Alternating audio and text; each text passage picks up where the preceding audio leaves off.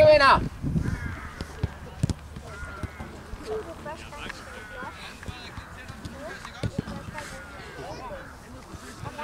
Og spil i hinanden, venner. Spil i det nemme.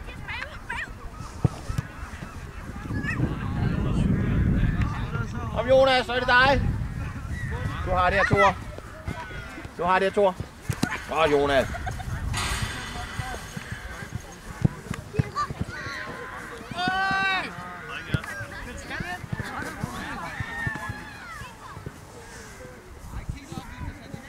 Møller, op til midten, ikke også? Det er dig, Thor. Og bare afvente, ikke også, Thor? Han skal bare ikke forbi dig. Og Jonas. Jeg tror det her, Thor. Tag den med, Lukas, tag den med. Kom med, Kasper. Ja, kom igen. Og dig, Thor.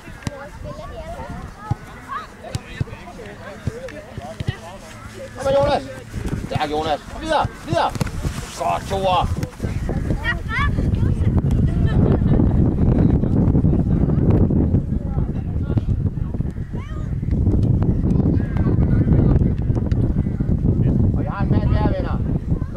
Møller, snak sammen om, hvem der har hvem. Det er godt, Thor. Godt fuldt med, Kasper. Jeg får Thor. Sådan der, Kasper. Hvis jeg kommer ud, så skal jeg have det. Lukas, du er lidt for langt tilbage ved hende, Lukas. Det står vi vejen. Det er dig der, Lukas. Godt spillet. Det er Thor, det er Thor. Tag med, Thor. Bare kom, Thor. Tro på det. Det er godt, Thor. Og Jørne. Ja, Jørne, men hold da.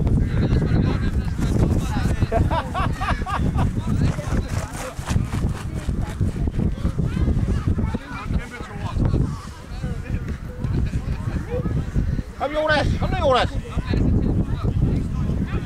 Det er rigtigt, Thor. Sådan der. Bare hold øje, Thor. Bare hold øje, Thor, herude.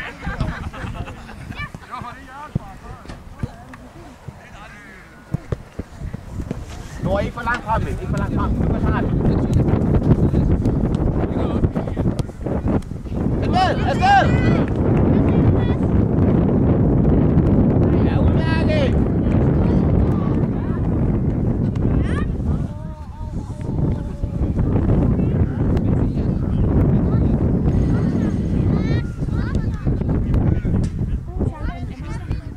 Hvad siger du? Ja, du har ham der, Møller. Ham der.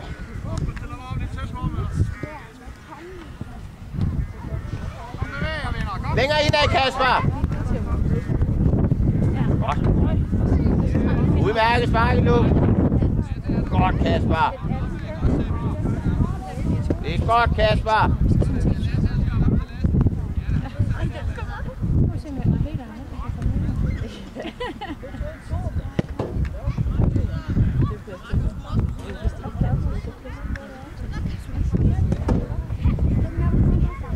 Op på plads igen, venner.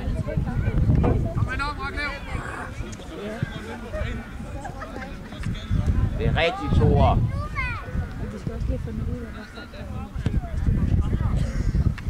Det er godt, Lux. Tag den med. Ja, kom igen.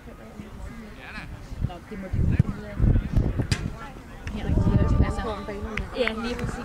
Henrik Tøller.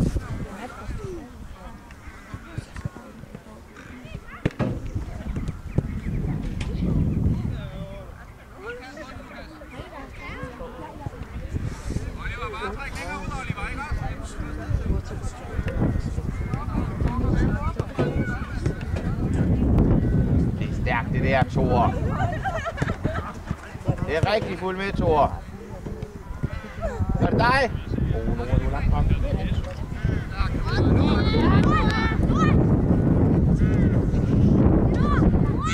Ja, det er rigtig spillet. Spil hinanden. Godt, Thor. Spil. Videre. Bakke. Ja. Kom igen, venner. Godt spillet. Det er stærkt, Thor.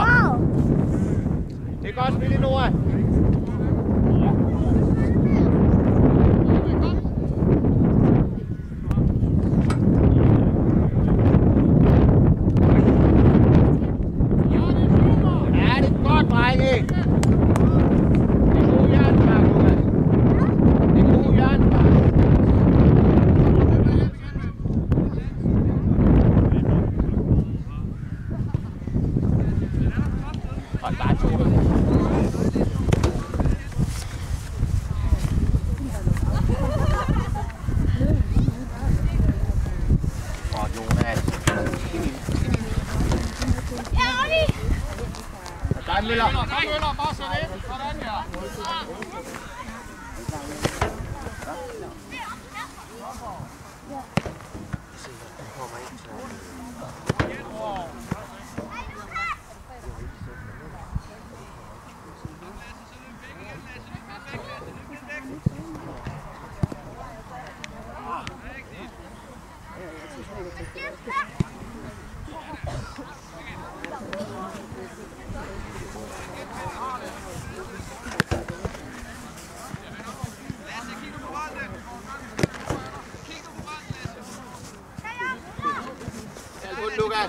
Kald på den, Lukas. Og så træk ud af i to og bare Kom igen, Benet. Kom, venner. Spille. Ja. Kom igen. Prøv Kasper. Møller, kom igen.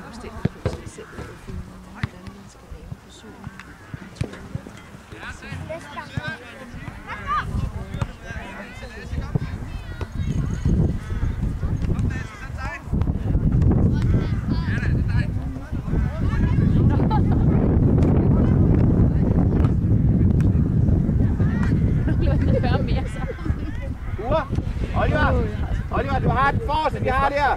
Ikke også? Du skal helt deroppe og ligge. Helt deroppe.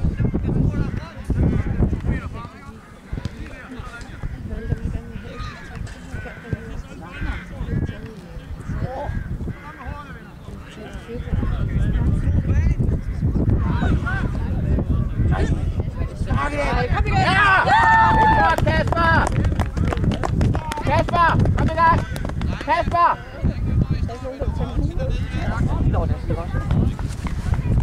Det er stærkt, Kasper. Hvordan er det? Tak, Kasper.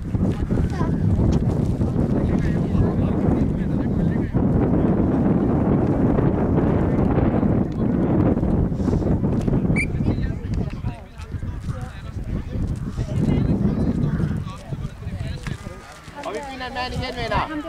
Lukas, du skal have lidt fremad igen. Op og hjælp Jonas. Det er stærkt, Tore. Og Noah.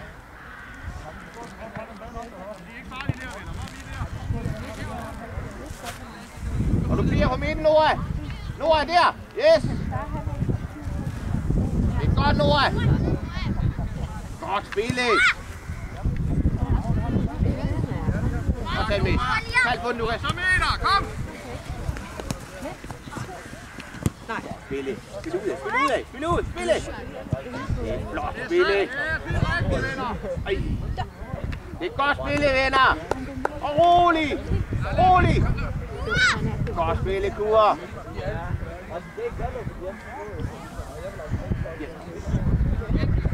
Godt. Og videre. Jamen, så er det helt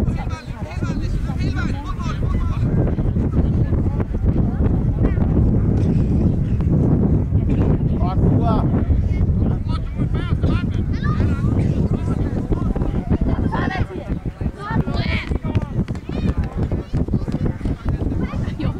Godt spille, Noah. Tag med, Thor.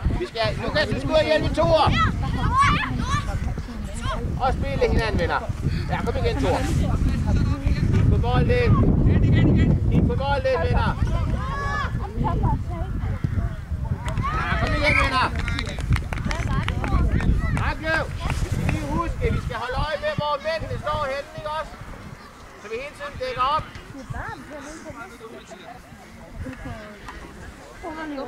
Oliver, godt spillet. Og spille.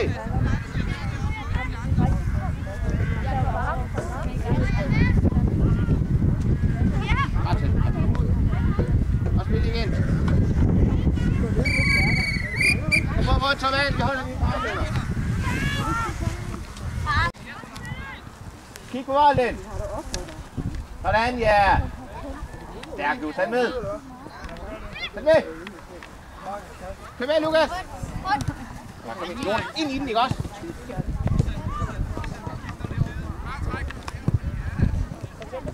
Nej. Pas på der, Kasper, det er rigtigt. Oliver Kure på midten.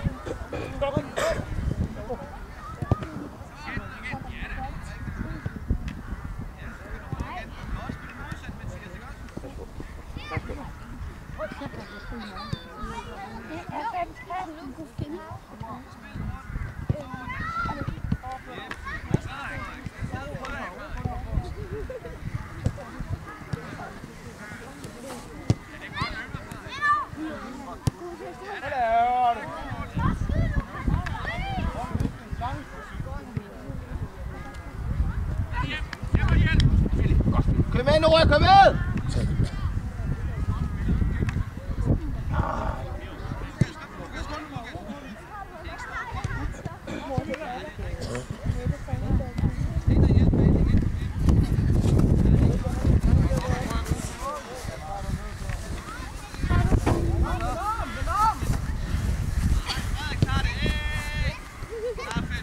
Kom, Jonas, byt lige med Lukas.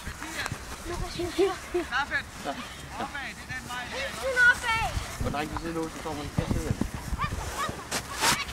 Godt, spille. Spille!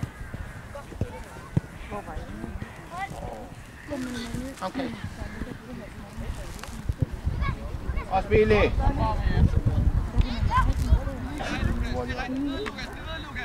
Spille. Sådan, ja. Kald på den, Kasper! Ja, kom igen, venner. Og kig på bolden, Oliver. Kig på bolden. Sådan, Oliver.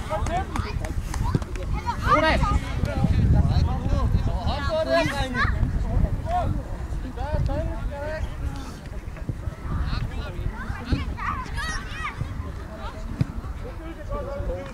Godt, Novo. Kald på den, Lukas.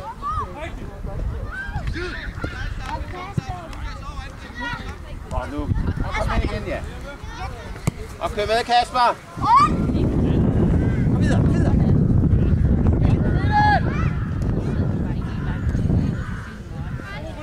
Møller!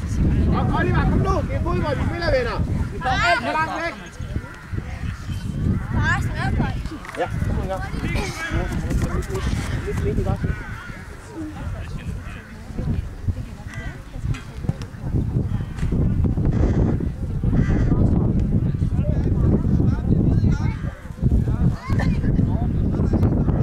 Hvor er Kasper sparke? Kasper sparker!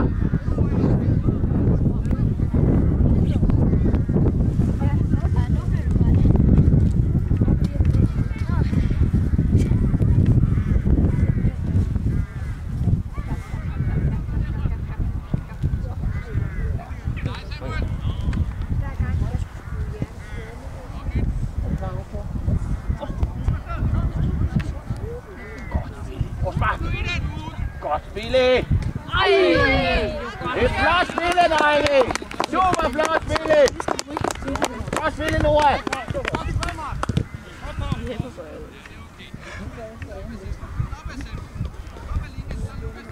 Og spillet! Kom med! Pas på herude, Kasper! Godt, Oliver! Lige op!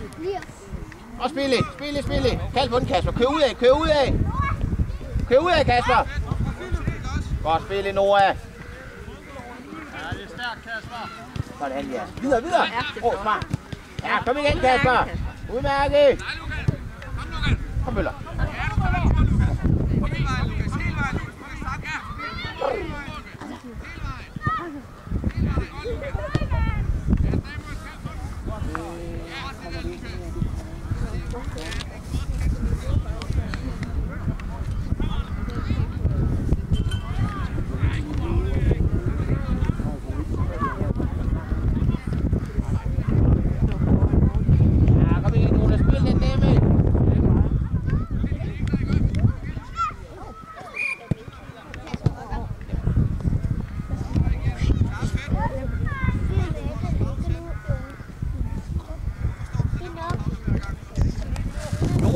Jonas, kom ud og få en pause. Og så sætter du Nora helt frem over. Den anden Nora. Nora, drab! Du angriber! Er du okay, Jonas? Ja, udmærket!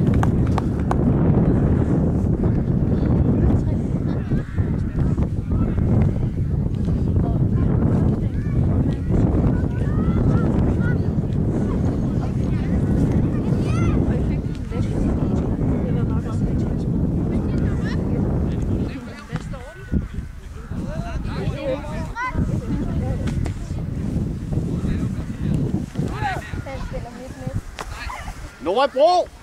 Nora Bro! Du spiller midt, ven! Og ryk! Godt spillet, Kasper! Bare tag med, Nora. Og så kigger du op.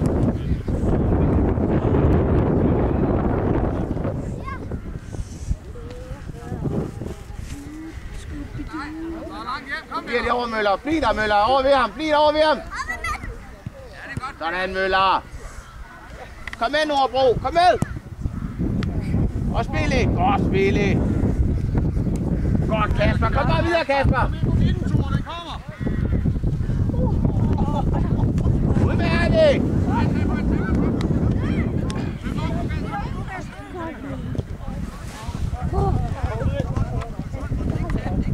Det er stærkt, Oliver.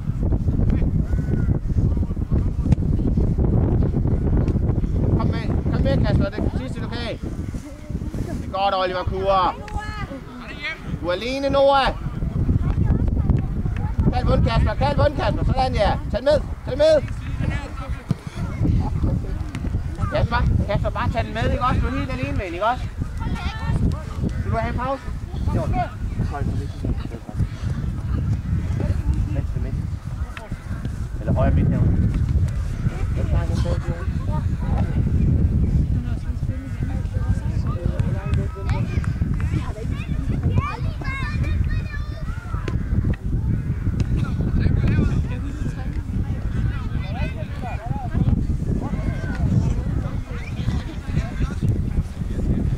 Lukas. Sådan, Noah.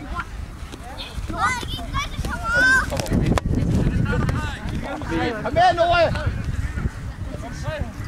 Stærk nu. Kom igen! Godt spillet, drenge!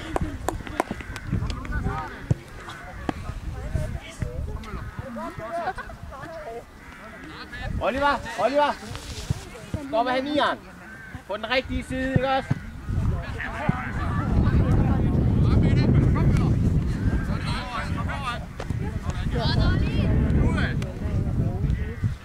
Ja, udmærket, Nora. Tag med. Nu. Godt spillet, venner.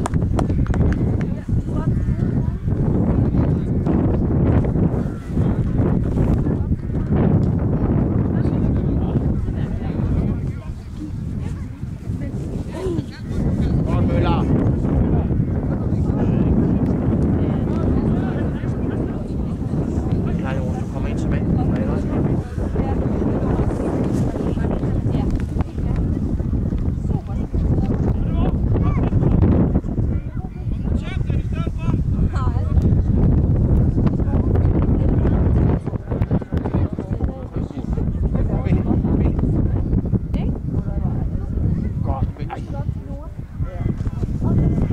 Godt, Noah!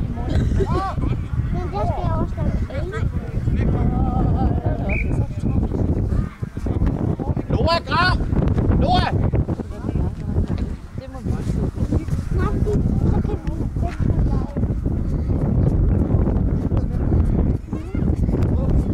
Godt spillet det, ja? Godt spillet.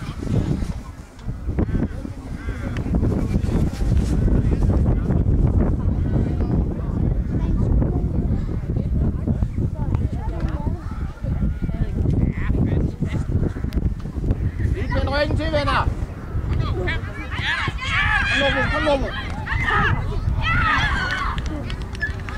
Kom igen, drenge! Det er svært at sige.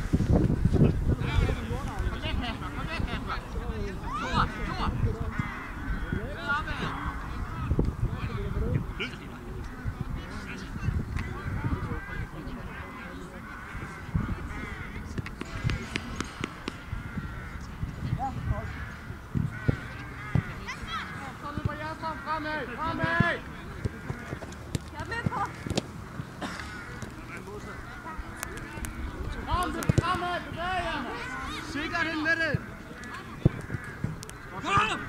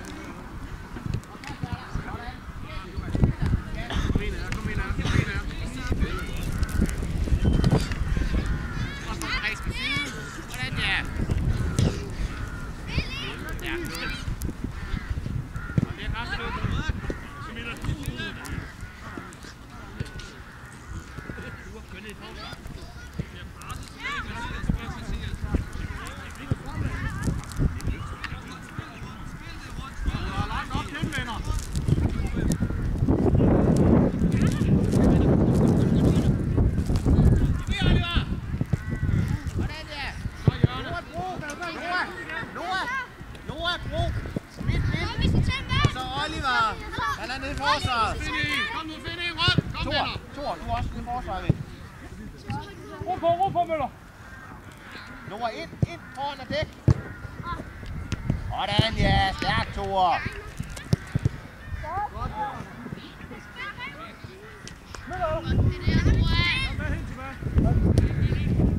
Og nu. Ja, Billy, kom bare, Thor.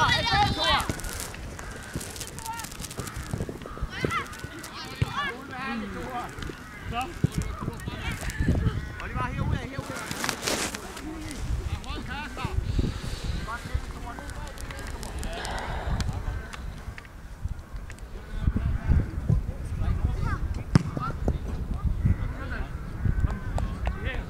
Forsvar! Bliv på!